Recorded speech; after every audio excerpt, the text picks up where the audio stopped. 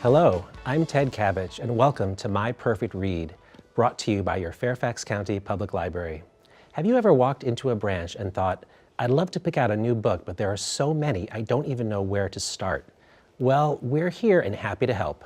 My Perfect Read is our new personalized online service where you can meet our library staff and also check out their recommendations for books and authors that they love and think you'll enjoy too. In today's show, we'd like to share with you a few of the adult books that are on our list for you to check out. I have with me Chris Barbashek from City of Fairfax Regional Library, Ha Huang from Reston Regional Library, and Ginger Hawkins from Patrick Henry Library. Welcome. Chris, we'll start with you. Can you share with us one of the titles you brought with you today? I'd love to. Did you guys ever go to a classic diner when you were growing up? Yes. Totally. Yeah, me too. I used to go all the time with my friends in high school. So when I found this book in the stacks one day, I immediately fell in love with it. If you like architecture, restaurants, or just pop culture, or if you just want to jump down memory lane, this is the book for you. It tells the history of the American diner, going back to the 1870s in Rhode Island, when horse-drawn carts were used as lunch diners, to the heyday in the 1950s, and later to its sad demise. There's over 250 illustrations in here, menus, photographs, postcards, all kinds of really interesting images that kind of illustrate the different types of diners that once existed in the United States. There's also a really great several chapters on diners that are still in existence. So if you're hungry after reading it, you can go visit them and grab yourself a full plate special. That's nice. I like the coffee table format. Yeah. Very, very appealing and attractive. Very nice. Thank you. Ha, what's on your list for adults to check out? Wow, I just finished reading a fabulous book, and the title is Old in Art School, a memoir of starting over. And it's by Nell Painter. And Nell Painter was a renowned history professor at Princeton University. And at the age of 64, she decided, after retirement, to go back to school to pursue her first love, which was art. And she enrolled in Rutgers University for her bachelor's degree. And then she went on to get her master's degree in art as well. She now works at 75 years old as an artist. Oh, wow. And it's just really a wonderful, wonderful, uplifting story about starting over at any age. In essence, I read it as a coming-of-age story, as Painter's second coming-of-age story of sorts.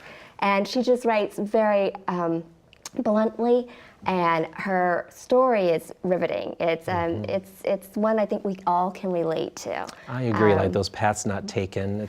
Yeah, we always wonder about that. So it's a great, really, really good read for people of any age, really. Thank you. You're welcome. Ginger, how about you? The first book I would like to recommend is A Constellation of Vital Phenomena by Anthony Mara. It's his first book. At the library, we often had the sad situation where somebody comes in to put a book club book on hold, and they realize what number they are in hold and realize they're not going to be able, right, and they won't be able to check it out from the library before their book club because whoever picked the book picked a new title. So I like to recommend to book clubs that they pick something that's maybe a couple of years old and that they have a better chance of finding on the shelf. So this is what my book club is actually reading this month. It's a book that is set in Chechnya in 2004, so during some of the conflicts with Russia. And what it opens with is a really dramatic scene of an 8-year-old girl having to flee into the woods because Russian federals have come to take her father. Now her neighbor sees what happens and rescues her out of the woods the next day, and realizes that it's up to him to save her. So he takes her to a hospital in the nearest town, and he hopes that the one lone surviving doctor there is able to help him hide her. So this is a story of their 3 lives, how they intersect, the life of the village and the life of the larger Chechnya war. So it's something that is tragic, but also hopeful, and I think the book clubs will find a lot to discuss in this one. Sounds like it has a lot of substance to it, which definitely would appeal to book clubbers. Thank you so much. Chris, have you got another title to share with us? I do. You know, Ted, you know what I like to do sometimes? What? I like to sit on a park bench and just contemplate life. I love a park bench. Yes, who doesn't? So when one of my fellow librarian compatriots recommended this book to me, I knew I was going to like it because it's called Park Bench. It is a graphic novel by the French illustrator Chaboute, and it is 100% black and white illustrations. There's no text to it, there is no words, so you don't actually have to read this book. But you know the saying that a picture is 1,000 words? Well, the artist definitely does just that. He's able to tell this really heartfelt story through his black and white images and really evokes the emotions within a reader. So the story is about a simple park bench and the various characters that it encounters throughout the changing seasons. So you meet the local park security guard, homeless person, lovers, all kinds of really interesting characters, and There's a dog even a peeing dog. on the bench, Yes, it's great. So it's a fairly thick book. It's a little over 325 pages, but once you start reading it, you're not going to want to put it down because the author does such an amazing job at really arousing these emotions in you that you're just going to want to know how it ends. It's like an inanimate object that's obviously not alive, but all the life going on around it. Yeah, you kind of like interesting. assign these feelings to an inanimate object. Yeah, Wow. it's great. Thank you so much. Ha, do you have another title to I show do. us? Oh, thank you. I have very amply titled The Library Book Oh. by Susan Orlean. Now this book is very, very highly talked about at the moment. It's on several best of lists. And Susan Orlean writes about the Los Angeles Central Library fire of 1986, April 29th, 1986. And it was the biggest fire, it is still the biggest fire to have happened to a library. It burned for 7 hours. So she writes, it's sort of a mystery novel in some ways, even though it's nonfiction. It reads very much like a mystery novel. She's trying to solve, well, what happened? Was it an accident? Was it arson? If so, who's responsible? But the other half of the book is really an homage to libraries. And I love that. Now, of course, I'm totally not biased.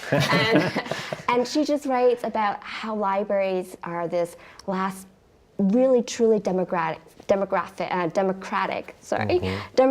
bastion. And it's for everyone. And so it's a love letter to libraries with a mix of mystery. And I highly, highly recommend it. It's truly well written. Yeah. To a librarian, there are elements of horror as well. Fire in libraries? Yes, Oh my absolutely. gosh. Fahrenheit 451, right? Yeah, burning books. So yes, it's really a great mix of everything. And Thank I think people will enjoy the mystery, but also the more autobiographical aspect of it as well. Thanks a lot. You're welcome. Ginger, another book from you. Oh, yes. Okay, I also recommend a nonfiction book. This is Paper Love by Sarah Wildman. This book is a true story of Sarah's discovering a cache of letters and photos in her grandfather's possession. After he died, she and her grandmother were cleaning out his office. He was a doctor, and so there were lots of patient files and lots of other memorabilia. The first set of things they found were a photo album of photos of a young woman. And so Sarah realized very quickly that these were not her grandmother photos. So she asked her grandmother, who is this? Because the timeline worked out so that this would have been somebody before her grandparents had met. And so it turns out the grandmother says, well, that was the true love of your grandfather's life. But then she refuses to say anything more. And so Sarah's never able to figure out while her grandmother is alive who these photos are of. So years pass, her grandmother passes away, and then she's cleaning out her house with her parents, and she realizes that there are a cache of letters from the same woman who was in these mysterious photographs. So she realizes very quickly that these photos are of her grandfather's girlfriend in Vienna. He left 6 months after the Germans took over Austria. He left behind his girlfriend who was finishing medical school. And so Sarah decides that she has to figure out what happens to this woman, her grandfather's true love. And so the story is nonfiction, but it reads like a thriller. It's a page turner. Gripping. So I highly A recommend lot of it. emotion. Wow. Thank you. I think we have time for one more suggestion. Ha, do you have a? Sticking to Ginger's love story, I have a work of fiction. It's by Helen Simonson, and the title is Major Pettigrews' Last Stand. It is, if you are a fan of Jane Austen, Elizabeth Gaskell, this is the romance novel for you. It tells the story of Major Pettigrew, who is very English, very genteel. His wife has passed away for probably about 5 years, and he's sort of lost without his wife in many ways, but he's very proper, very well respected in English society. He develops a relationship, at first a friendship with Mrs. Ali, and she's of Pakistani descent. Now, in his small English town, Mrs. Ali is very welcome, but she is an other. So they have to sort of traverse that cultural differences and sort of go against family, against friends, against community. And it's a lot of banter, but it's very sweet and very witty and very, very properly English. Wow. So definitely, if you are a fan of a good old-fashioned English romance, I highly recommend this. Very well written. Fantastic.